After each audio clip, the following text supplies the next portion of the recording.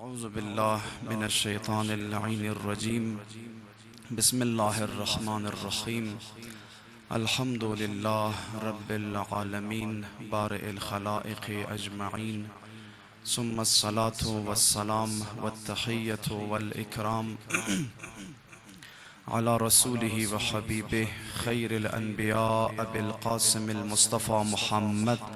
اللهم صل على محمد وعلى آله الأئمة المعصومين الغر الميامين، سيما بقية الله في الأراضين، روحي وأرواح العالمين لتراب مقدمه الفداء. أما بعد، قال الله تبارك وتعالى في محكم كتابه المجيد وقوله الحق وهو أصدق الصادقين. بسم الله الرحمن الرحيم. يا أيها الذين آمنوا كونوا مع الصادقين. دمني ماه محرم الحرام و سفر کی ماها و ایام عزاداری است و کلن دمنی پورا سال که مو عزاداری منی و د عنوانی یک عزاداری ابا عبدالله الحسین علیه السلام شناخته مشیم. اصلا شناخت شیعه دمزی عزاداری است، یعنی یک خصوصیت بسیار واضح و روشنی که شیعه داره همی بحث عزاداری است و بسیار زیادم اهمیت داره، بسیار زیادم مهم است.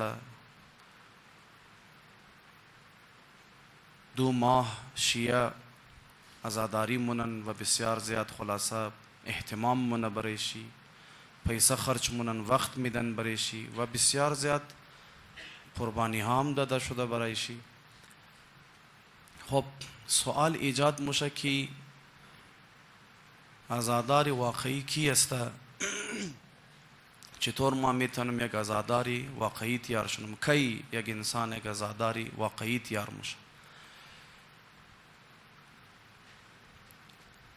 یک وقت است یک انسان ما ما عزادار استم و مثلا از این خاطر عزادار استم چون امام حسین علیه السلام را خوش دارم، مثلا محبت اهل بیت اسمت و طهارت در دل ماست، این خاطر ما عزادار استم. خب خوش داشتن امام حسین علیه السلام، عشق ابا عبدالله الحسین علیه السلام بسیار قیمتی است و بسیار با ارزش است، اما خیلی هنر نیه کسبای امام حسین علیه السلام را خوش داشته باشه، فقط خیلی هنر نیست. چون خیلی انسان‌های وجود داره که حتی شیعه هم نیستند اما ابا عبدالله الحسین علیه السلام را خوش داره. بسیار زیاد از مسیحی ها است که برای امام حسین در ماه محرم در ماه سفر عزاداری منن. در من عراق دمزی 40 نالی انشاءالله که شما بورین انشاءالله خدا نصیب کنه، مسیحی ها ما موکب میزنن در راه زوارای ابا عبدالله الحسین علیه السلام. صبی ها یک دینی هستند، اینا معمولا دمن عراق زندگی من، البته بعضیش هم دمن کردستان و غیره طرفای عراق و کردستان اینجاگاه زیاد هستن. اینا البته خیلی تعداد ندارن. اینا معمولا هم اینا همیشه در کنار دریا زندگی مونه، در کنار نهر. در عراق هم که است در کنار نهر فرات زندگی نه و همین نهر تار جایی که موره اینا آبادن. اینا از پیروانی حضرت یحیی علیه السلام است. صبی ها مغتسلم دیگه نامشی است. اینا هم برای امام حسین عزاداری منن، برای زوارای امام حسین خدمت منن. در من حرم امام حسین اون چند سال پیش فوتو آمد، یک کلان عالمی مسیحی که است مایا مثلا قد علمای شیعه یک جای شده عزاداری منه، گریه منه که است. واقعا یک از استادای ما گفت ما دمزو شهری که ما رفتم مجلس میخواندم، یک دنه ارمنی بود مگه او ما د هر سال د مای محرم یک پکیت نظر امام حسین را میگرفت چاول والا ساده چاولش را میگرفت بس مگه اور مبرد د منی خانه خود د منی فریزر فریز مکد گوره بس د پورا سال هر وقت که نان پخته مکد یک دنه یا دو دنه امزو چاول کنده که د منی دیک خو مندخ د عنوان تبرک ببینید شیعه هم نیه مسلمان نیه امام حسین اونو رنگ خوش دارد پس ابا عبدالله الحسین علیه السلام را خوش داشتن خیلی هنر نیه خیلی ابا عبدالله د منی هندوستان شما تو که هندوها برای امام حسین عزاداری منن گریه منن سبیل میزنن مثلا کسته خیلی های کار آرمونه پس تو که کسی که بگه ما امام حسین خوش دارم ما عزادارم از این خاطر که امام حسین ما خوش دارم خب خیلی هنر نیه ای بعضیا شیعه بودنشن فقط دمزی حد خوش داشتو محدود ممنه زو پیشش نموره هیچ بالج نموره امو سطح عزاداری از اونا کسته دیگه مثل فرض کو امزی مسیحی وری مثل امزی هندوها وری قد از اون فرقی نمونه تازه از او کده مرحله را سختر کنی پیش بری تازه اگر شما امام حسین خوش نداشته باشین یک کلان سواله اگه کس اگر امام حسین خوش نداشته باشه باید سوال کنی که بابا تو چرا امام حسین خوش نداری مگر امام حسین سلام الله علیه چی بدی داره چی بدی کد کدام کاری غلط را انجام داد که تو نباید خوش داشته باشی امام حسین علیه السلام را باید از اونا سوال کنه انسان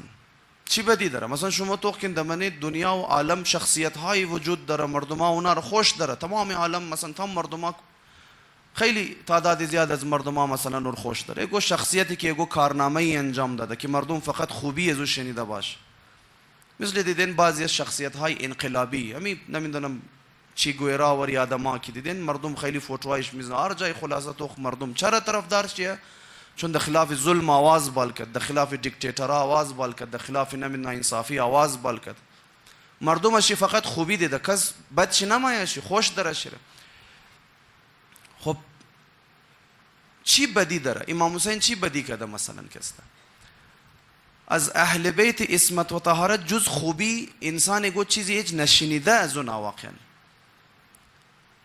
فقط خوبی شنیده دوست و دشمن اعتراف کرده ده خوبیشی پیغمبر خدا در باره امام علی علیه السلام فرمود لا یبغضک یا علی الا المنافق هیچ کسی دشمنی از تو نمیتونه باشه یا علی هیچ کس از تو بد نمایه بجز منافق یا منی بعضی از روایات سختر منمگه الا ولد الزنا مثلا منی روایاتی کتابهای برادران اهل سنت ازمو قشنگ روایات وجود داره منی مستند کتابایشن مگه بعد از جنگ خیبر مگه مو اصحاب رسول خدا میمادیم حلال زاده بودن یا حلال زاده نبودن بچه های خود قد حب علی علیه السلام تست میکرد او زمان خود دی ان ای تست نبود که بچه مالی از مست یعنی دی ان ای تست را قد حب امام علی میکرد میگفت میورد بچه خود که پیدا میشد حالا کم کلان میشد برای اینکه که بفهمیم حلال زاده مال از مستم یا نه میگفت میوردیم مثلا امزو جایی که امام علی تیر میشد میگفت نشو میدادیم آقا امیرالمومنین را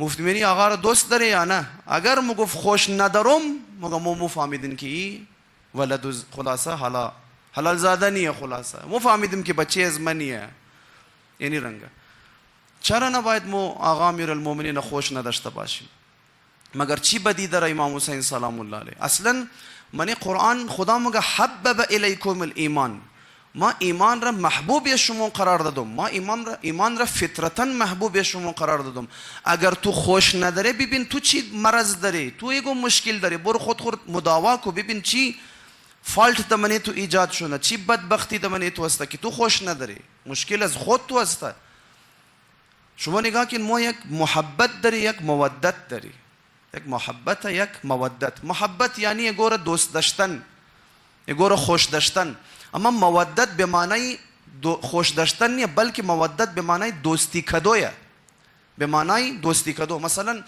ٹیچر مای دمنی کلاس یک دنه بچه را مونیتر تیار مونه صحیحه مونیتر تیار نم تو دمنی کلاس مونیتر باش یعنی یک قسم جانشین از مایی تو دمنی کلاس نبودی از ما خب ٹیچر مای بچه ها را استودنت ها را اگر باید بگه که مونیتر را خوش داشته باشین تمام شما عاشق مونیتر تیار شونین امی گپ معقول است نه چون از من استودنت ها مثلا فرض کو اگر 20 دانه استودنت باشه دا دانش بال میشم میگم جناب تیچر مو ایر خوش نداره بالاخره دیگه نمیتونم ما خوش داشته باشم، مثلا نمیتونم خوش داشته باشم. تیچر چی میگه؟ میگه نه عزیز من، تیچری معقول که باشه، عاقل باشه. میگه نه ما نمیخوایم تو خوش داره یا نداره، بریز ما فرق نمونه. خوش داشتنیان ما در اون طور میگم چی خدا کنه خوش داره چی خوش نداره. ما میگم قدازی باید تو دوستی کنی. یعنی چی؟ یعنی اگر در من کلاس گفت بیشی باید بیشی، اگر گفت استا شد باید استا شونی. یعنی باید پیروی کنی، گپ زیر باید گوش کنی. یعنی رو ما از تو میخوایم. پیغمبر خدا صلوات الله علیه ما میگه مردم امتی از ما بعد از ما علی، چیزی علی رو مردم رسول خدا از ما محبت علی رو از ما میخواه رسول خدا؟ نه. چیزی علی رو میخواه؟ مودت علی ابن ابی طالب رو میخواه. یعنی میگم رسول خدا میگه بعد از ما مودت امیر المؤمنین رو باید داشته باشین. حالا ممکنه از منی شما یک تعداد چی علی علیه السلام خوش داشته باشین، یک تعداد شما ممکنه منی شما یک فالت ایجاد شده باشه، یک بدبختیات دارین، ممکنه علی ابن ابی طالب خوش نداشته باشین. باشه خوش نداشته باش، اما باید قد علی دوستی کنی. یعنی باید مودت علی ابن ابی طالب را داشته باشیم. یعنی باید از ما بعد از علی اطاعت کنی. یعنی معنای مودت است. پس توخکن وقتی که آقا رسول خدا در من میدان غدیر خم مگه من کنت مولا فهذا علی مولا، اینجی مولا اصلا نمیتونه به معنای دوست داشتن و خوش داشتن باشه. چرا؟ چون اگر به معنای خوش داشتن باشه یعنی رسول خدا نعوذ بالله درو یک نامعقول کار را درو از مردم میخواه درو کسته. بابا خوش داشتن یک امر قلبیه، از درون باید خود چی ایجاد شونه کسته. خوش داشتن یک مسئله قلبیه، باید خود چی از درون باید ایجاد شونه. اما خیلی هم میگه بابا ما خوش ندارم کسته. بابا خوش نداشته باشی نداشته باش، بلا ده پس تو خاک به سر تو که خوش نداری، اما باید دوستی کنی باید قد امیر المؤمنین. چرا؟ چون دوستی کردن با امیر المؤمنین را خدا خواسته، مودت امیر المؤمنین را خدا خواسته. اینیه. اگر یکو کس مات گفت من کنتو مولا به معنای دوست داشتن است، اینا درو یک رفتار غیر معقول و غیر عاقلانه را درو در رسول خدا درو نسبت. این مثل امزویه که اینا درو مگه که یک تیچر در کلاس باید بگه هر کدام شما یعنی مانیتور را باید خوش داشته باشین، باید تمام شما عاشقی مانیتور باید باشین. خب تمام استودنت ها مگه عزیز من نمیخوای عاشق، ما اصلا خوش ندارم مورا کسا نمیتونم عاشقش باشم. همزو خاطر بس تیچر چی مگه بلا دا پس تو خوش نه، اما باید دوستی کنی، قچی گپ شر باید گوش کنی.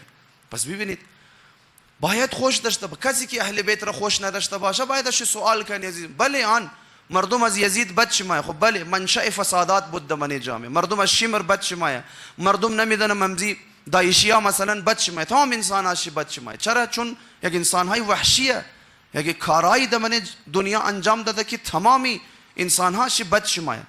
اما از اهل بیت شما جز خوبی دیگه چی شنیدین؟ شما یگو بدی مو از اهل بیت نشنیدیم در طول تاریخ.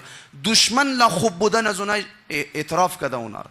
پس اگر تو خوش نداره ببین تو یگو مشکل داره، ویش ما غرض نداریم، اما باید خوش داشته باشی، باید خلاصه دوستی کنی قد از اونا و اطاعت از اونا کنی. اینیه.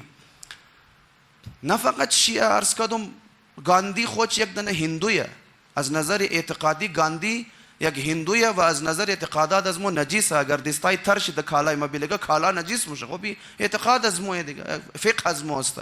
البته به معنای زینی که به احترامی شونه، نه هندوها تامش محترم، اما از لحاظی فقه و احکام از مو برال دستای ترش بلگه د لباس نجیس میشه مثلا.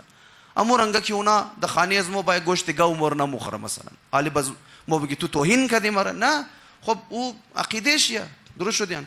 اما اونمو گاندی که هندو است مگه ما انقلاب از خود خورکست از امام حسین درس گرفتم. مثلا یک دنه آدم را بود کمونیست بود، یک جایی میخواست پانسی بده دیگه کشورهای اسلامی مثلا کسته میخواست پانسی بده، آخرین خطابی که کرد گفت ما این درس استقامت را از مولا حسین علیه السلام گرفتم. حالانکه کمونیست مارکسیست و کمونیست اصلا خدا قبول نداره، اصلا قیامت و دین قبول نداره، اما ما از مولا حسین که اسلام دوم چیکار کردم درس گرفتم. پس توخکن فقط امام حسین را خوش داشتن خیلی هنر نیه، خیلی تیر نزده انسان که ایگو کس بگه ما از این خاطر رضا دارم چون امام حسین خوش دارم. خب ایگو کس بزمای چیکار میشه از این مرحله گده کم زره پیش موره. مگه ما امام حسین علیه السلام را خوش دارم، عرض کردم اونایی که خوش ندارم باید دوستی کنه، حکم خدایه. اما یگو مگه ما خوش دارم فقط د خوش داشتن قانع نمیشم. از خوش داشتو قدم بالتر موره، یک مرحله بال موره. خوش داشتن امام حسین خود خود دمنه وجود چی نشان میده، دمنه اعمال چی خود خود نشان میده. چیکار میشه؟ وقتی که از بعد مصیبت امام حسین را که میشنوه از چشمایش اشک جاری میشه، گریه منکسته. معلوم میشه که با خوش داشتن درو دمنه وجود ازی درو تاثیر گذاشته، اثر درو میله. اما آثار خوش داشتن را انسان مفهم درو هی درو خلاصه گریه منکسته. و گریه هم خبر این که خود یک داستان در از خود گریه عجیب و غریب یک حقیقت دمنه وجود انسان است. ماهرین نفسیات مگه شما قد یک انسان اگر برای گو مسئله بشنین خنده کنین ازیاد شما را فراموش منین، اما اگر قد یک انسان بشنین درباره یک مسئله با هم گریه کنین مگه هیچ وقت فراموش نمونین، در یاد شما مونه. گریه یعنی خاصیت را داره. بابا یعنی آدم در یاد چیه؟ چرا؟ مگه در یک زمانی در یک غمی از ما این آدم غم ده قد از ما یک جای ششته بود، قد از ما گریه کرده بود. خیلی مهمه، در یاد شما مونه کسته. گریه واقعا عجیب و غریب است که مخصوص مکتب تشیع گریه، دیگه هیچ مکتب گریه را نداره.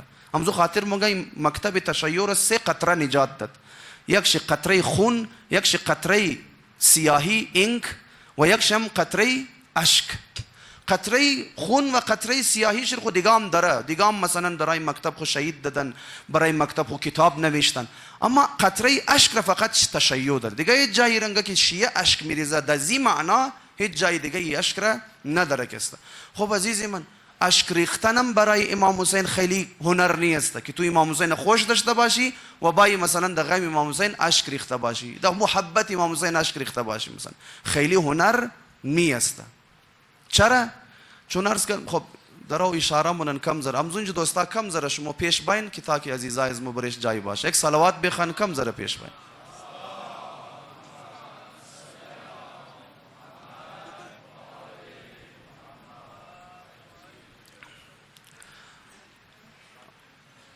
اللهم صل على محمد و آل محمد و عجل فرجهم.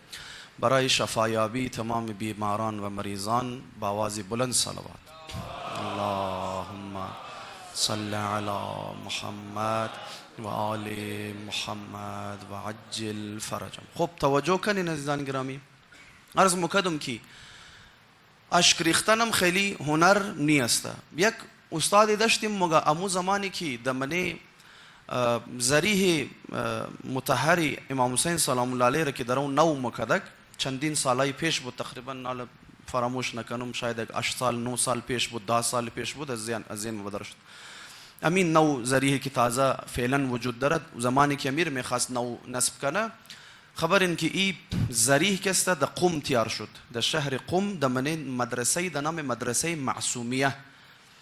استاد ما یک روزی رفتم دمنیم زو مدرسه، بس مگمور اجازت داد که دمنیم زو خلاصه حالا ورکشاپی کی حالا جایی کی کلان حال بود که درو ذریح تیار مشدک مور اجازت داد مگر کس را نمیشت. برال یک دفعه که رفتیم خلاصه مگر روی بوری دیدیم که ذریح شش گوشه ابو عبدالله الحسین امو زمانی بود که دیگه تقریبا آخرای کار بود. مو رفتیم واقعا باور مو نمیمد. برال رفتیم ذریح امام حسین سلام الله علیه دیدیم. امونجا مو آدمایی که کار مکد خادمایشی که بود، حالا اونایی که کارگرا بود امونجی استمو شد برای سریزو کارگرا و خلاصه خدمت مکد اینا. یک دنیزو بسیار عجیب و غریب داستانها برای ازمو بیان کرد. یک داستان چی بود که یک روزی طالب علم رفته بود یک دنه جرمن توریست یا ریسرچر را گو جای پیدا کرده بود و را ورده بود پیشی ذریح امام حسین سلام الله علیه. او هم ده بود برال میخواست برای مذهب تشیع بخوان تحقیق مکد یا یگو کاری بود. خلاصه ورده بود دمنیم زی مدرسه. وقتی که وردک شیره برال انسانی بسیار با ادب بود، مؤدب بود. اما ده گمونجی از دور نزدیک ذریح نشد، از دور بسیار ده احترام استاده شد. از ما سوال کرد، گفت ما میتونم دیست بزنم شیره؟ معلوم انسانی مؤدب دیگه، ادب چون گفت شاید از نظری از شما شاید ما نباید دیست بزنم شیره، لذا پرسان من ادب قایل است برایش. حالانکه او تازه و ذریح انوز ده حرم نسبم نشد، اونجا ادب قایل بود. واقعا انسانی که ادب داشته باشه دیگه مسلمان و غیر مسلمان نداره. بعض اوقات است که ازمو بعضی دمنی معاشره ازمو یک عمر پدر مادرشم شیعه بوده، یک عمر خودشم شیعه، نامشم شیعه والای، اما نسبت به عزاداری و نسبت به دین توهین منن متاسفانه. همین دمای محرم که مشد چقدر مینا نامشم شیعه والای، منی سوسایتی خودون مزین، اما چقدر توهین مونه. این نشان میده که تو بی‌ادبی، دیگه هیچ چیزی ما کار نداریم فعلا که تو عقیده تو خرابه، منحرف شده، بدبختی، بیچاره. و ایش کلانترین علامتی که درباره سر است تو ایجاد میشه، یعنی تو یک انسان بی‌ادبی، بی تربیتی.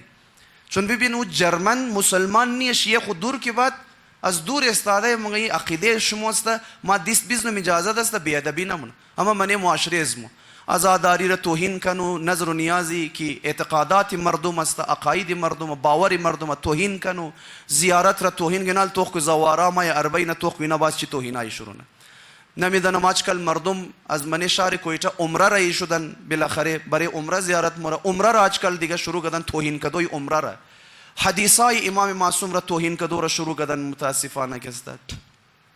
ما یک دانه پست داده بودی که عمره از پیغمبر خدا روایت ہے، مگر هر کسی یک دفعه عمره بوره تمام گناهایش خدا مبخش. امزی روایت شما نشنیدین؟ از اینکه در بالتر شی امام ششم سلام الله علیه مگر هر کس قدر یک سر پاشه برای ابا عبدالله الحسین قطره اشک بریزه خدا تمام گناهایش مبخشه. خب بابا از این روایت ها پوره. توی بدبخت چون عناد داره، دشمنی با دین داره، ایگو نمیدونم من تربیت تو ایگو مشکل وجود داشته، مالی روست نخورده، شکم تو قد مالی آلوده پوره، امزو خاطر بیا بور ما چند ننزی روایت تو راز من مستند کتابای شیعه از امام معصوم و از پیغمبر خدا تو نشان بدم. این روایت وجود داره، بله بارها ما توضیح داده، بله واقعا خدا به خاطر یک قطره اشک امام حسین تمام گناه ها رو بخشه. چرا نبخشه؟ امام حسین سلام الله علیه مگر ارزش نداره موقع پیش خدا؟ دیدین بعض اوقات یک آدم بچی آدم را مکشه، اما او مور یک قدر یک معتبر انسان را پیش تو را واسطه قرار میده، مگه فلانی به خاطر آبروی انزی شخصیت می قتل بچی خو ببخش. بعض اوقات انسان مگه باشه چون ایره ورده ما چیکار نم مبخشم، نه مبخشه، نشده در تاریخ امزی کاره. بابا امام حسین مگر کم کار کرد؟ امام حسین قربانیش مگر معمولی بود؟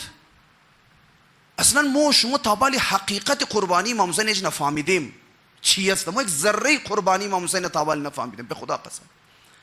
فلسفه قیام امام حسین متابل نفهمیدیم امام حسین چی کاری کرد برای بشریت، نه فقط برای سن 61 تا قیام قیامت امام حسین سلام الله علیه تمام بشریت را مدیون از خود کرده.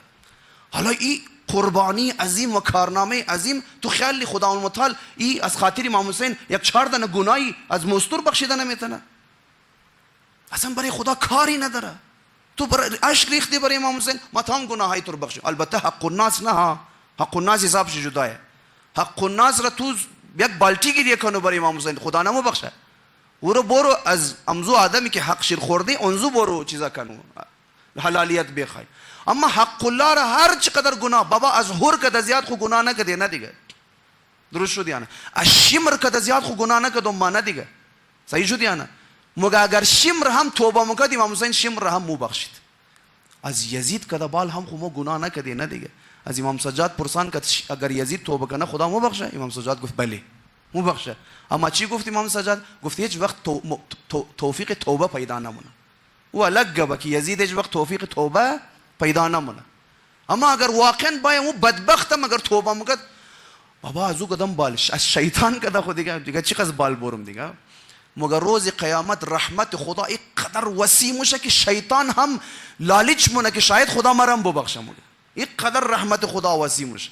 درست شد یا نه؟ حالا یک روایت بیا بیدی که بابا یک عمره برو کن و خدا تمام گناهای تو رو ببخشه. کی گفته؟ تازه ما هم نگفتم. بابا روایت مستند بدبخت از دل است تو باشه خود تو قرآن رم خو منکر مایی. از دل است تو باشه خود تو قرآن شرم قبول نداره بدبخت. اما یک روایت چی برستو؟ اما روایت مستند رسول خدا گفت عمره کن خدا تمام گناهای تو رو ببخشه. ختم.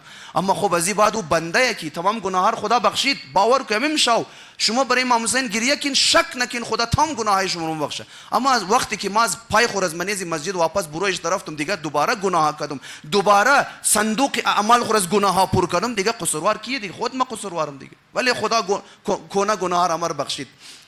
اما بدبخت چی میگه؟ ون بان توخ کن مگه قد عمره کاروبار شروع کردن مگه. ببینید مردم را قچی حدیثا بازی می حدیث رسول خدا را انکار مونه و نسبت به عمره توهین مونه مردم را کست. اینیه. خب معلوم مش عالم عرض کردم این جوابا را خوب خود چیم خبره ای جوابا را مردم هم خبره ای جوابا را.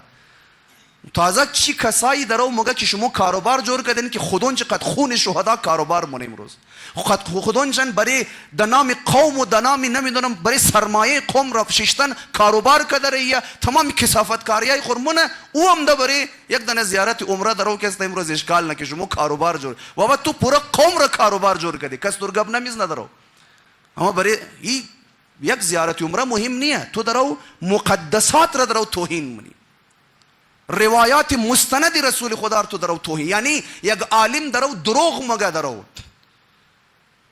یعنی واقعا می قدر یک انسان پست شونه تازه و عالمی بیچارم دزو کاروان هیچ کار نداره او د عنوان یک روحانی قدزو نامور اصل قافله خو مال دیگه کس است یعنی این معلوم میشه که تو تربیت نداری تو بی ادبی تو بی ادب هستی منه پاکستان یک دنه چرچ مسیحی مورد در مخره از تمام اول کی برای اظهاری خلاصه همدردی پیش از اون اموره مکتب تشیع والای شیعه موره قد از اون اظهار همدردی مونه چرا چون ما اجازت نمیدی گو کسی دیگه باید مقدسات یگو دین دیگر باید توهین کنه آیت الله خامنه‌ای اول مجتهد بود که مت فتوا داد مقدسات برادران اهل سنت را توهین کدو حرام است این مور اهل بیت میرنگ مور تربیت کده امامای مور میرنگ تربیت کده ای ادب را موز اهل بیت گرفته از امام خو گرفته تو بگی تو این بی ادبی رسکی یاد گرفته بی ادبی دیگه توهین منی اما او جرمن کیمده بود اینجا شد مگه احترام اجازت گرفت ما میتونم دست بزنم دمزی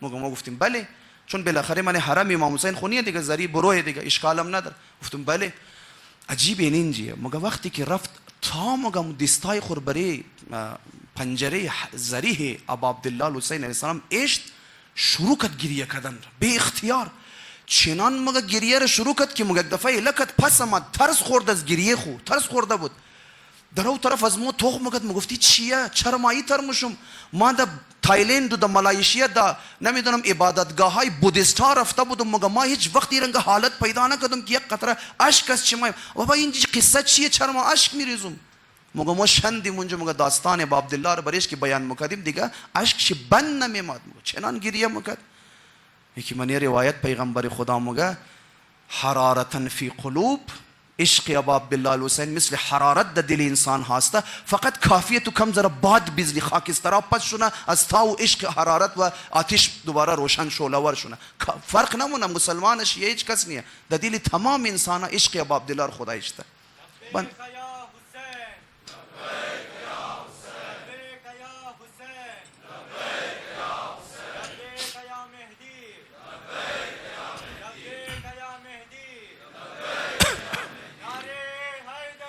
یا اللهم صل علی محمد و آل محمد و عجل فرجهم خب ای شد پس از عزیزم پس تو که اون گریه منه آخو ایخ تازه خو ای خو تازه یک جرمن ای به بنده خدای چیز ندیده اون ما دلش صاف ما گریه منه عمر سات لا در روزی عاشورا برای امام حسین دلش یک جای سوخت گریه کرد عمر سات گریه کرد بعضی از سپاهیای امام حسین در شام غریبا گریه سپاهیای یزید گریه کرد خب بابا دل دیگه میشکنه میسوزه اشک جاری میشه خیلی هنر نیه که تو بگی ما چون عاشق امام حسینم بس برای امام حسین گریه بس ما آزادار واقعیم نه عزیز من خیلی ها برای امام حسین چیکار مونه گریه مونه نزدانی گرم بریم بعضیا باز از این مرحله پیش موره ما امام حسین خوشم دارم برای امام حسین گریه مونم اما در گریه قانع نمیشه گریه فقط او را قانع نمیتونه کسا تشنگیش دور نمیشه برای امام حسین مگه ما میخوایم برای امام حسین گو کار کنیم چیکار مونه مورا مجلس عزاداری برپا مونه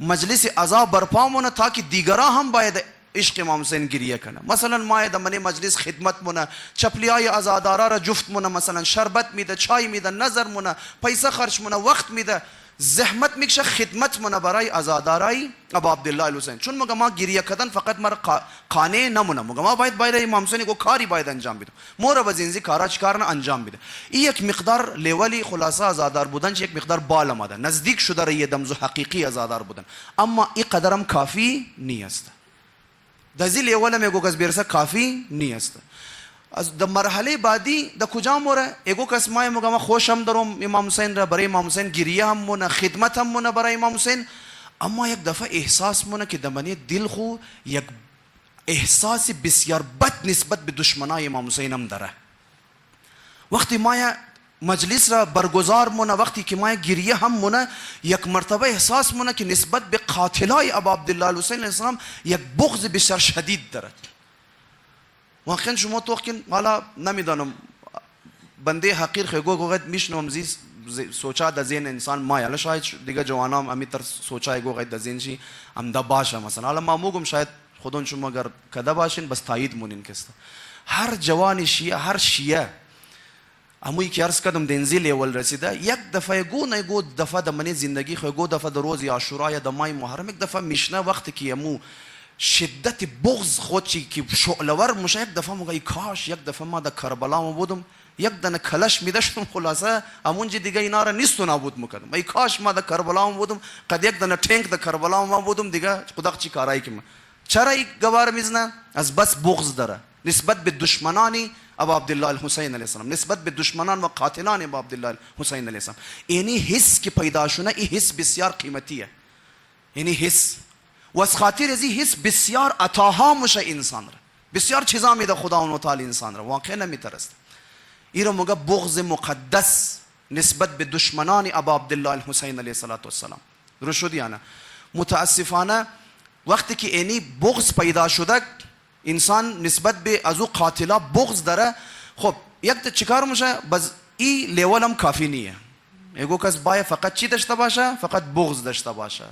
این لیول هم کافی نیست. خب تو بغضی از او قاتلای امام حسین داشتی، چیکار میشه؟ این بنده خدا ما بغضش زیاد میشه. خب بابا خالی سوچ خونه میشه که ما مبود منجی منگرنه در او چیزا نمیشه، دستایش در یزید نمیرسه.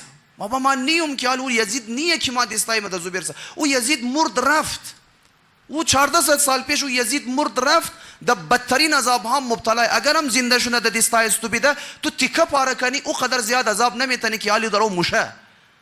خب بله تو لعن منی او را، تو نفرت داری نسبت به زود، اظهار بیزاری منی، بعد از اینکه هر دفعه او مخری سلام بر امام حسین مگی و لعنت بر یزید منی که مستحق شمسته، این کارار تو منی، اما دل تو در او خنک نموشنه کسته. خب دزی لیول هم کافی نیست عزیزانی گرامی، باید بای ازی گده هم بالاتر باید بوری کسته. خب چقدر بال بای ماجقا کی ما ازاداری واقعی تیار موشم. اینجی این مرحله را که تیر کردی دنزی مرحله پنجم که بیرسه انسان ازاداری واقعی اونویه. کی ایشیر خوب گوش کن عزیزانی گرامی، توخکن اگر ما دمزی لیول ازادار باشم، امام حسین خوش داشته باشم، برایش گریه کنم، برم مجلس برگزار کنم، برایش مثلا چای بدم، شربت بدم، بریانی پخته کنم، نظر کنم کسته، و نسبت به یزید سن 61 هجری هم خوب بغض داشته باشم، شمر سن 61 هجری خوب از شبد ما باید، حرمله سن 61 هجری رو خوب از شبد باید. دمزی لیول اگر ما ازادار باشم عزیزانی گرامی، یزید زمان اصلا قد از میگو مشکل پیدا نمونه، اصلا در خلاف از میگو کار انجام نمیده کسته. دزی لیول اگر ازاداری میخوای کنی، یزید زمان اتفاقا مای تور سپورت هم مونه، تو رو مایا امام باری تورم تیار مونه، تو رو علمم میده، پرچمم میده، نظر بریانی تورم، نوح خانم برای تو رای مونه، عالم دینم برای تو رای مونه، امام حسین را حرم شی میخوایی تو کنی، لایف سټلایټ چینلام برای تو تیار مونه، اگر خواستی مجتهدم برای تو تیار کده رای مونه. ها از این چیزا تمام بی سپورت تور مونه. اگر این رنگ میخوایی ازاداری کنی، یزید زمان قد است مشکل نداره عزیزی من. کی مشکل پیدا مونه؟ زمانی مشکل پیدا مونه که تو یک جمله که امام حسین گفته بود اونو جمله رو خوب بفهمی. امام حسین یک جمله داره، عجیب تاریخی جمله. اگر یک ازادار این جمله امام حسین رو نفهمه، به خدا قسم اصلا او ازادار واقعی اصلا امام حسین نشناخت. ابا عبدالله الحسین علیه السلام کوډ را دزمو شمو داده عزیزی من.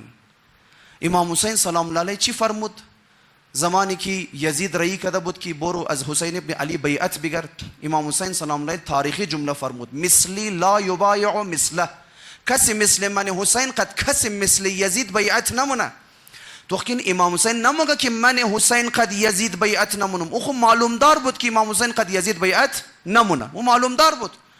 او زمان معلوم شد که وقتی عبدالملک ابن مروان را یزید رئی کد دمن مسجد که برو از امام حسین بیعت بگر، عبدالملک ابن مروان آمد روی بر امام حسین استا شد، مگه ای حسین بیعت کنو یا باز تور مکشم سر از بدن تو جدا مونی. امام حسین دمن مسجد جاغه خبیث را میگره دم از دیوال مسجد میزنه، مگه یاد ای دعی ابن الدعی، ای بچه مادر به خطا و بچه مادر به خطا، یعنی مادر تو مادر به خطا بودم ما اجه تو. بسیار خطرناک جمله مگه امام حسین یعنی یک موجود ناپاک که از یک دامن ناپاک به دنیا آمده، تو درو من حسین را که از دامن پاک زهرای مرضیه زاده شدم، تو مرد درو میگی قد یزید پلید ما برم بیعت کنم؟ هیچ وقت گفت ما این کارنم. امام حسین آوازش بال رفت، مگه آقا ابوالفضل عباس و علی اکبر و حضرت مسلم علیهم السلام بروی مسجد بود، درون مسجد آمدن شمشیر کشیدن. چی شده یا عبدالله؟ فوراً صدای امام حسین تا شنیدن آمدن درون شمشیر کشیدن. همون رنگه که بس زمانی که امام حسین در کربلا آخر تنها ممنم به زمینار صدا میزنه دیگه. ای مسلم کجایی؟ علی اکبرم کجایی؟ عباسم کجایی؟ در یاد شما یک دفعه مسجد شما را صدا زدم آمدین شمشیر، با این حال کجایی شما؟ ببینید امام حسین نموکد بیعت قد از او معلوم دار بود. امام حسین چی مگه کسی مثل من حسین قد کسی مثل یزید بیعت نمونه. ای ازادار شیشته بغض درو یزید را در دل خو گرفته درو، هی هرچی سوچونه منگرنه که ما در یزید درو نمیرسم، خود مرد رفت ختم شد. یک دفعه در ذهن یک دفعه می جمله امام حسین کلیک مونه. راستی امام حسین گفته بود که یزید مثل هم داره، فقط یک دنه یزید نبود، یزید مثل هم داره. بایم بگردم که در زمانی از ما یزید کی است. اونزو لحظه به بعد که تو دنبال یزید زمان گشتو را شروع کردی، اونزو زمان تو که یزیدیا پیدا میشه و خانه تو خراب مونه، تمام رای تو بند مونه. زباد تو که زباد چی مشکلات بس بره، تو که زباد بس تو را آزاداری کدو نمیله، دیگرا را میله، اما تو را آزاد مگه این خطرناک آزادار شده. یعنی رای شروع کن مگه دیگرا را آزاداری کدو میله. اتفاقا دیگرا رو عرض کردم خودون چند سپورت مونه.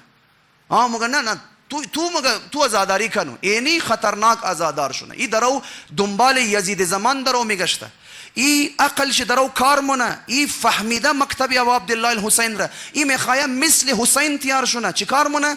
مگه بابا یزید چی مشکل داشت؟ یزید یک حرمله داشت که بچه ریزه مکشت، 6 ماه مکشت. ببینم این روز در من دنیا کدام یزیدی است که کدام حرملیش در کجا درو بچه 6 ماه درو. یک دفعه میبینه که داعش درو بچه 6 ماه مکشه، خلاف داعش بال میشه یگو کاری انجام میده. میبینه آل سعود درو بچه مکشه درو در من یمن، در من نمیدونم مختلف کشورها. میبینه اسرائیل درو بچه کشی مونه درو کسته. مگه ببینه اینا حرمله های یزید زمانه و اونایشم که اونای که اینا رو سپورت مونه خود یزید، خلاف ازو بال میشه. عزیزی من تا زمانی که بغض یزید زمان در دل تو نباشه، تا او زمان را موی ازادار واقعی تیار نموشی. اون ازو بعد است که ددم رایستو مشکل ایجاد مونه، ازو بعد است که میخواه دانستور بند کنه. امروز شما توخ که عزیزان گرامی در من دنیا شما میتونین مقدسات اسلام را مردم توهین مونه، در خلاف شی یزیدهای زمان و امریکا و اسرائیل و برطانیا و آل سعود و دیگه چیله های شی. خلاصه اینا هیچ وقت بال نموشه، هیچ وقت آواز بال نه. رسول خدا توهین شونه خیلی سر و صدا بلند نموشه. قرآن تمام مقدسات اصلا خود خدا را مردم باید من دنیا دو بیزنه، کس در خلافش بال نموشه. اما محاله که اگو کس در من یورپ در خلاف هولوکاست یک جمله بگه، تو بیا در خلاف هولوکاست یک جمله بگی، فقط چی بگی؟ فقط بگی که من هولوکاست 6 میلیون یهودی نه بلکه 5 میلیون و 9 لک و 99 هزار یهودی مردد، یک دنیشی کم کو. ما خانه تور خراب مونه. باقاعده قانون پاس شده در مختلف کشورهای غربی، هر کس هولوکاست را باید انکار کنه، نمیدونم خدا خبر 3000 فرانک جرمانه، 6 سال در جیل که 6 ماه در جیل که فلان. مختلف ملکات خود قانون داره. اوشکو درباره هر چیز گپ میزنی در خلاف هولوکاست یهودیا اوشکو گپ نزنی. صهیونیسم زمان که یزید زمان است امروز اینی کار کرده، یک حاشیه امن برای یزید زمان جور کرده که اوشکو برای یزید یک لکه باید اوشکو نیری. اینی چیز را اگر بفهمی که یزید زمان تو کی است، بعد مفهمی که هنوز یزیدم وجود داره و هنوز مریدای یزیدم درو زندگی مونه. خیلی هاش در من جامعه تو درو زندگی مونه. پیروکارای یزید امروز هم وجود داره. در من پاکستان پیروکارای یزید وجود داره که امروز درو برای مقدس کردن یزید درو بیل پاس مونه در من پارلیمنت کست. اینا هم پیروکارای یزید زمان است دیگه که درو میخواه اور برایش تقدس قائل باشه. شما دیدین امید داعشی ها کسته اینا چی مگن؟ مگه یزید ابن معاویه رضی الله عنهما، هم یزید رضی الله هم بابیش رضی الله، برایش هر دویش مگه رضی الله عنهما مگه کسته برایشن. درست شد یا نه؟ ببینید شما توقین که امروز کیه طرفدارهای یزید کسته؟ کی است طرفدارهای یزید؟ داعش کیه؟ داعش ده کی ده وجود میره؟ کی سپورت منه درو و کی درو اینا را میدان میده که کاروائی کنه در من مختلف کشورهای اسلامی؟ بشناسیم اینا را مو عزیزان گرامی. تا زمانی که اینا را نشناختیم عزیز من آزادار واقعی انسان تیار نموشنه. عزیزان محترم اینیه.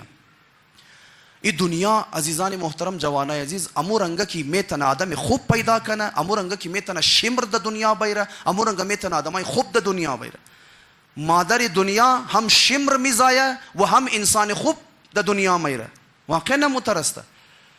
شما توقین امروز کسانی که در مکتب سید الشهدا در پایمزی مجلسات تربیت میشه و واقعی فلسفه قیام امام حسین علیه السلام را گوش مونه، شما توقین در یک دن از کشورهای اسلامی وقتی که جنگ میشه، یک دن جوانی 12-13 ساله میخواه بره طرف میدان جنگ، او را امو چی مونگه حالا میجر بگی، جنرال بگی، فرمانده بگی، هر چی بگی، او در اجازت نمی بر تو ریزی جنگ نکن، برای تو رای نمونی میدان جنگ. مایا بنده خدا پیش همزو کلانتر جنرال چی کسته پیش ازو مایا وقت میگره نمیدان بسر د سختی قد ازو ملاقات مونه مگه ما میخوایم برم میدان جنگ، یعنی سپاهیای شما مر نمیله ما برم میدان جنگ کسته. شیعه آمیر المؤمنین ازاداری و ابو عبدالله الحسین مگه مر اجازه میدان درو نمیده. او فرماندم کلان کی بود مگه خب بچه ما تو ریزه هنوز برو خانه دیگه ایتر فلان ازی عرفا درو میخواه شیر منصرف کنه کناره مگه باشه. ببینید معرفت توخکین چی رنگ رای خورواز منه. مگه باشه ما مورم در میدان جنگ ما نمورم. امروز کی درو کفار حمله منه و درو میخواه نابود کنه مورد تو مریض جنگ مر نمیلی ما نمورم. یعنی کاغذ را بیگر برای از ما لکایی کو خود تو از اول چه نام خو لکایی کو از بعد لکایی کنو کی بسم الله الرحمن الرحیم دمنه کربلا قاسم ابن حسن وجود نداشت و شهید نشد. امیر لکه کو مر بدی ما مورم کست. او فرمانده یک دفعه دید گفت بابا من چیکار کنم؟ قاسم ابن حسن بود، قاسم خو کلانتر بود، عبدالله 11 ساله هم بود که شهید شد در کربلا. گفت بنویس عبدالله در کربلا نبود ما مورم در خانه خو میشم خواب مونم در میدان جنگ. و فرمانده دید رایش بسته مگه نامه لکه کد گفت کی درایشی مانع نشونه رکاوٹ ایجاد نکن اجازت بدین بیل بور میدان. اونو رنگه کسانی که تربیت شده مکتب سید الشهدا باشه نی رنگه واقعا ننگه. بابا برای مثل امام حسین علیه السلام شدن برای از موشمون نمونه خیلی زیاده در کربلا. مثل کی میخوایی تیار شونی؟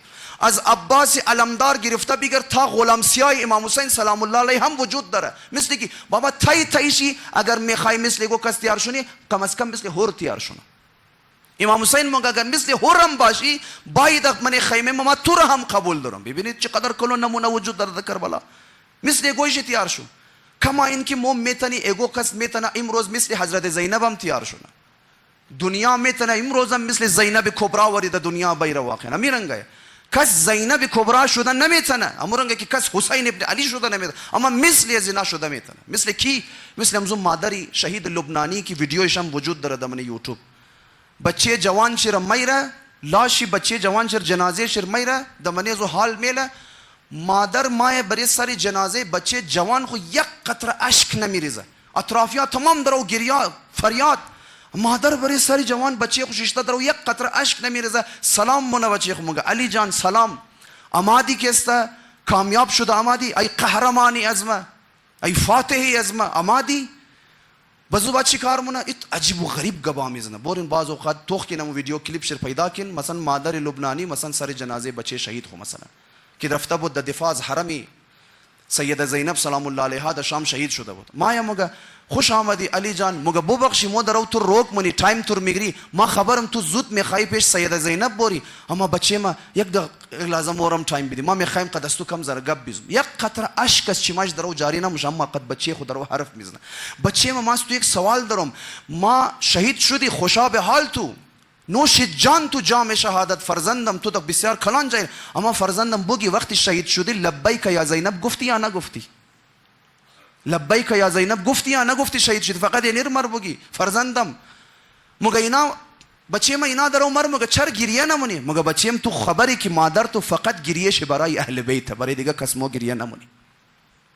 ما فقط برای اهل بیت گریه مون برای دیگه کس مو گریه نمونی. زیاد گبا میزنه زیاد گبا میزنه. اونایش خودشون آخر خبری چی گفته از پیشی جنازه بچه شهید خموره مگه بچه ما علی در خانه مجلس روضه حسین درو عزادارا منتظره بچیم تو بور ما میخوایم بورم کسته کدام از ما میتر دیل داریم. این زینب زمانه امروز می مجلسا مثل زینب درو تربیت کدری است واقعا. یعنی رنگ بعضیا 80 سال پاید منبر و مجلس ما میشنه 80 سال بعد اونمو آدم که 80 سال پیش بود یک قدم پیش نرفته اما باز یار این مجلسات زینب زمان مایت یارمون مثل زینب کبرات یارمون اونمو جوان علی اکبر حضرت زینب بلکه زوگه بالتر اونمو جوان اون محمد حضرت زینب سلام الله علیها. حضرت زینب سلام الله علیها برای تمامی شهدای کربلا گریه کرد. قد تمام شهدای کربلا خداحافظی کرد، اما فقط قد دو شهید خداحافظی نکرد. کی بود؟ بچای خودش اون محمد خداحافظی نکرد. گفت چرا؟ گفت مبادا حسین ابن علی مرا بینگر نکرد از حالت خداحافظی و گریه یک خدا نخواسته سر امام حسین تا شونه، امام حسین شرمنده خواهر شونه. بابا ببین ما خواهر خود کدام مسئله انداختم بچه هایش درو شهید میشه. این حضرت زینب خداحافظی نمونه، از بروی خم تا برو بچه شهید شو، خدا پشت پناهت. اینی رنگه. ما مثل کیم عزیزی من؟ ما مثل کی استم؟ آیا ما مثل کسایی وری استم که مثل زینب کبرا وری استم که قد بچای خداوزی هم لانمونه در میدان کربلا به شهادت میرسندن؟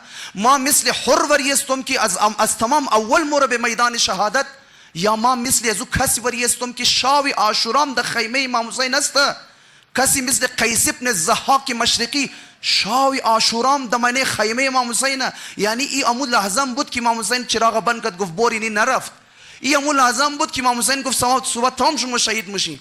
اما اینمی آدم روز عاشورا مگه وقتی که مینگر امام حسین تنها منده، ما پیش امام حسین میگه یا حسین دیگه من دوی از ما برای استوی درد نمخره دیگه، ما دیگه تو کامیاب کردن میتونم، اجازه بدی ما برم. امام حسین گفت حالی کجا موری؟ چطور موری؟ گفت یک دانه گوڑه از دیش او پوت کدم در من خیمه تیار مور. عصر عاشورا برای گوڑه سوار شد، امام حسین تنهایی لکه رفت. شاوی عاشورام در من خیمه بوده. خیال نکن ما دو ماه برای امام حسین آزاداری کدم بس ما آزادارم. نه عزیز من، ممکنه بعد از محرم و سفر تو در جبهه یزید قرار بگیری. هیچ تضمینی وجود نداره، هیچ تضمینی وجود نداره. ممکنه 2 ماه بعد 6 ماه بعد تو هم مثل امزی بی ادب ها وری در خلاف امام حسین گو گپ بزنی. از کجا معلوم؟ از کجا معلوم ما قیس ابن الضحاک مشرقی نباشم که این روزا و مجلسا شبای عاشورای و خیمه امام حسین؟ وقتی که نعوذ بالله ختم شد، وقتی که میدان عمل آمد، وقتی روی شدن قد یزید زمان آمد، بس ما بگیرم گوڑه را که فرار کنم که با عبدالله الحسین سلام الله علیه بس مرم بگه این قدر دور شونه که صدای غربت ما دیگه دستو نرسه. بعد از 1-2 ساعتی که صدای غربت مرشنیدی دیگه وا ویلایا اگر جواب ندی لبیک نگی که است عزیزان من. اینی مشه عزادار واقعی. ما در کجای عالم هستم؟ در کجای عالم هستم عزیزان گرامی؟ اینیه. بعضی از مطالب دیگه است نسبت به عزاداری که شیطان چطور بعض اوقات که است عزادارها را گمراه مونه، منحرف مونه. من عزاداری بعضی از خرافات وجود داره، بعضی از غلط عکس روش هایی برای عزاداری مو تیار کرده که است. ان شاء الله اینا را ما فردا شب که شب آخر است یک اشاره طرف شمون و قدر دیگه خو ان شاء الله بحث منیم دزی باره ان شاء الله. خدا متعال تمام توفیق بده که مو از عزادارای واقعی ابو عبدالله الحسین علیه السلام باشیم. امشب شب شهادتی رقیه بنت الحسین علیه السلام است، دختر 4 ساله ابو عبدالله الحسین.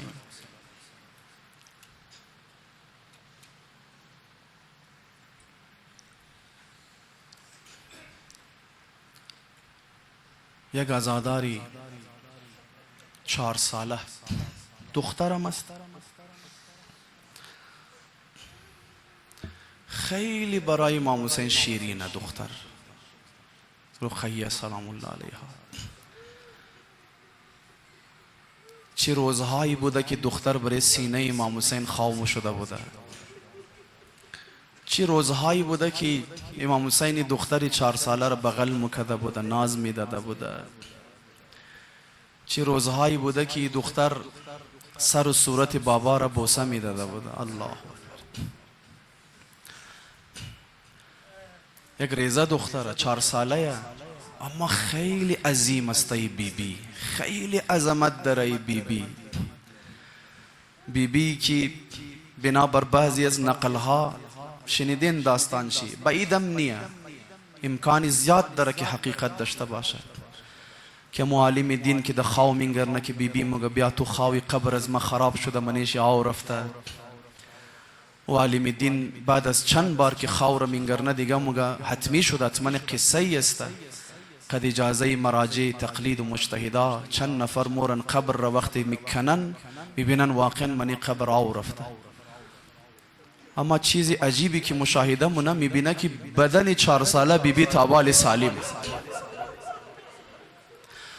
حالا نمیخوایم بگم که اونا نگفتنم که چطور دیدن بدن بیبی را، چی رنگ بود، دیگه ما نمیخوایم بگم، خوب نیه.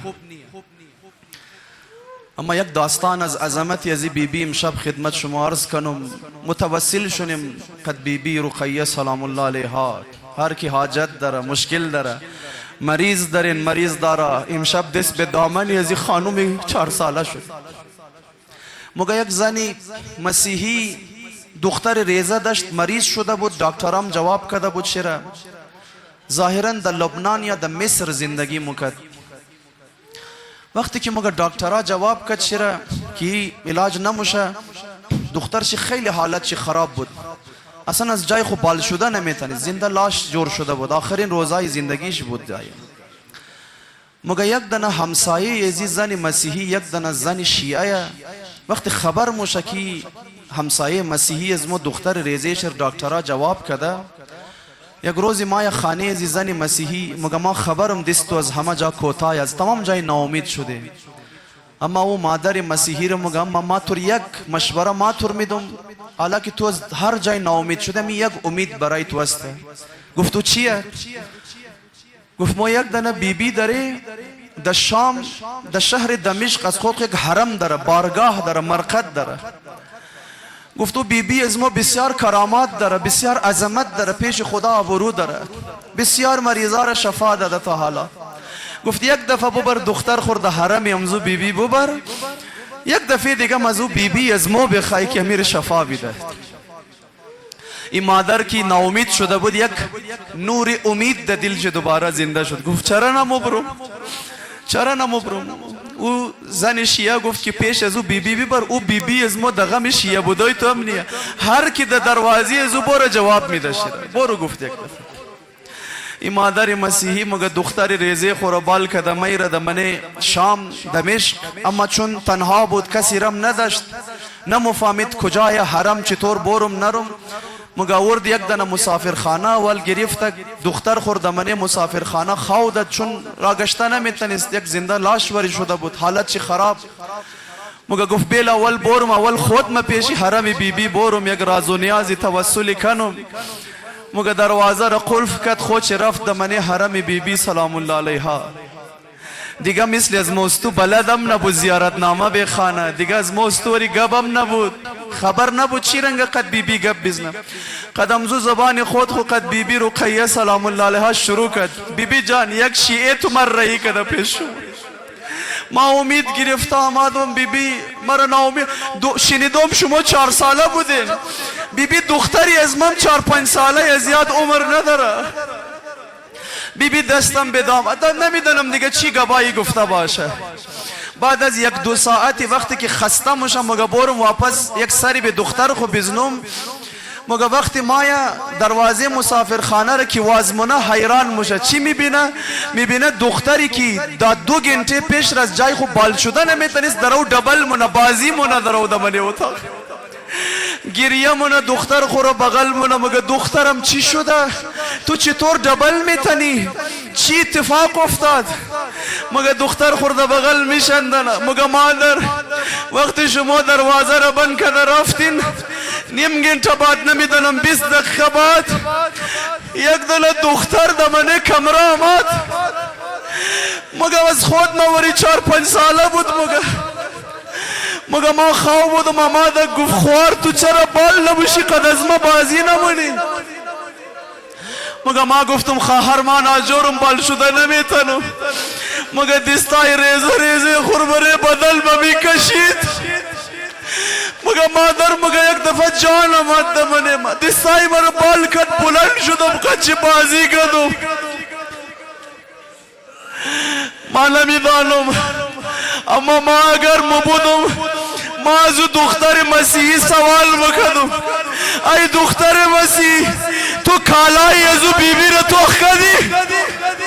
کالایش در خورده بود یا نه؟ تو صورت چر دیدی؟ نیلی خوله بود، جای انگشتر بود.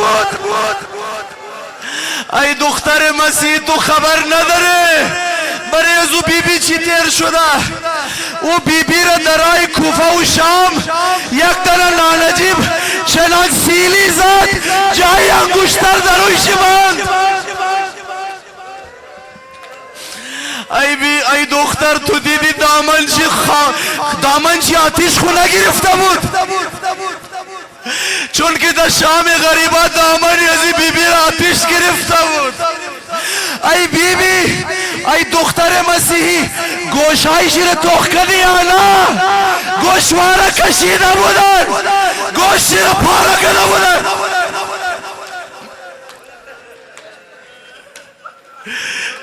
ای دختر مسیحی، ای کاش تو در خرابه شام مبودی،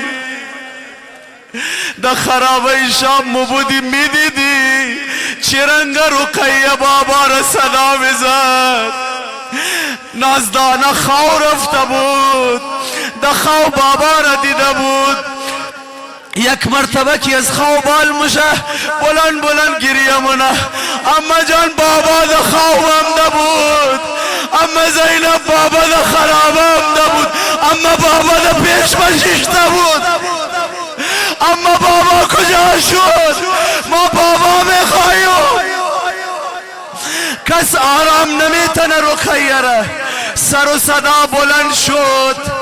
میدانید داستان را مگه سینی را آورد برای سرشی کپڑا آوار بودک. بعضی از مورخین می نویسه مقاتل مگه بیبی رقیه تا سینی را دید صدا زد گفت ما نان نمیخوایم، ما نان نمیخوایم. یک عالم مو گفت که بیبی رقیه چرا؟ گفت ما نان نمیخوایم. چرا خیال کرد من سینی نانه؟ گفت آخر سر حسین را من تندور میشته بود، سر حسین بوی خاکستر و نان گرفته بود. مگه تا آمد پر کپڑا را از بره سری بریده بال کرد. بعضی از مقاتل می نویسه رقیه تا سر ردید از زینب کبرا سوال کرد اما جان هی سر کیا؟ اما جانی سر کیا؟ چرا نمیشناسه رقیه؟ چرا؟ بابا سری که دمانه کوچه های شام چند هزار نفر شیر از سنگ بزنه دختر شام نمیشناسه. سر بابا را نمیشناسه رقیه. بابا هزاران دل سنگ خورده. زینب کبرا بغل منه رو بابا دخترم رقیه. سر بابایا مگه بابا نمیخواستی؟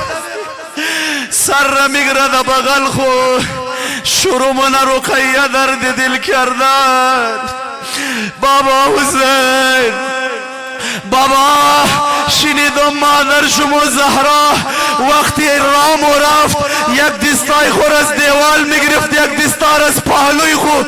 بابا بیا ببین دختر 4 ساله تو مامورنگ رام و رفت مرام از بستازی آنه زدن. بابا بیا نشان بدم پهلوی از من نیلی شد. بابا حسین شنیدم مادر شما را و نانجیب دمانه کوچه های مدینه سیلی زد. امو حسن، امو حسن بیبی را روی برای شما سیلی زد. امو حسن از کربلا تا به شام مرام سیلی زدن. اینه جایی انگشتر شلامنده. دیگه نمیدانم چی درد دل بابا کرد. یک دفعه دیدن سر یک طرف افتاد، رقیه یک طرف افتاد. زینب آمد هرچی صدا میزنه رقیه جان بلند شو. سید سجاد بیا رقیه کب نمیزنه.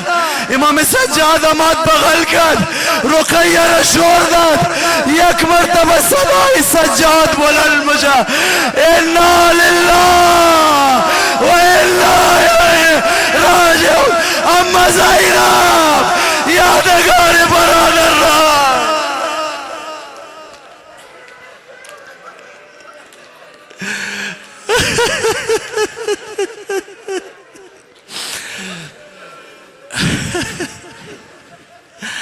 اما زینب اما زینب اما زینب خاک بر سر موجود نازدانه بابا از دنیا را حسین جان امانت تو را خوب از شپاسداری نتانستو 4 ساله تو اماد پیش تو حسین جان نمیدانم زینب چطور رقیه را لبن خراب دفن کرد اما وقتی مگر رقیه 4 ساله را دفن کرد تمام آرام شد اما یک بیبی خیلی گریه میکرد حضرت ام کلثوم زینب آمد گفت خواهرم آرام باش همه آرام شده تو چرا اینقدر گریه میکنی گفت آخر خواهر یک داستان دا یاد مایه جگر به آتش میگره آرام نمیگرم گفت چیه گفت یک روز دمنی امزی خرابه رقیه آمد دا بغل وشیشت گفت اما کلثوم خیلی گشنه‌ام یک مقدار نان بیدی ورا گفتم دخترم حصگی نان ختم شد تمام را دادم مگه گب نزد سر خورتا کرد الله اکبر تصورش مکشه انسان را مگه بعد از چند مدت سر را بلند کرد گفتم ما کلثوم اگر نان نداره کم آو بدین تشنه‌ام مگه گفتم دخترم حصگی آوام ختم شده زینب برادر یادگار برادر را کم آو دادن تنیست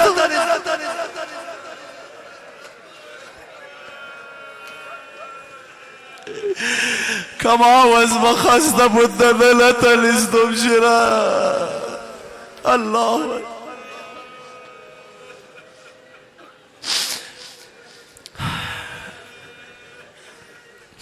ألا لعنة الله على القوم الظالمين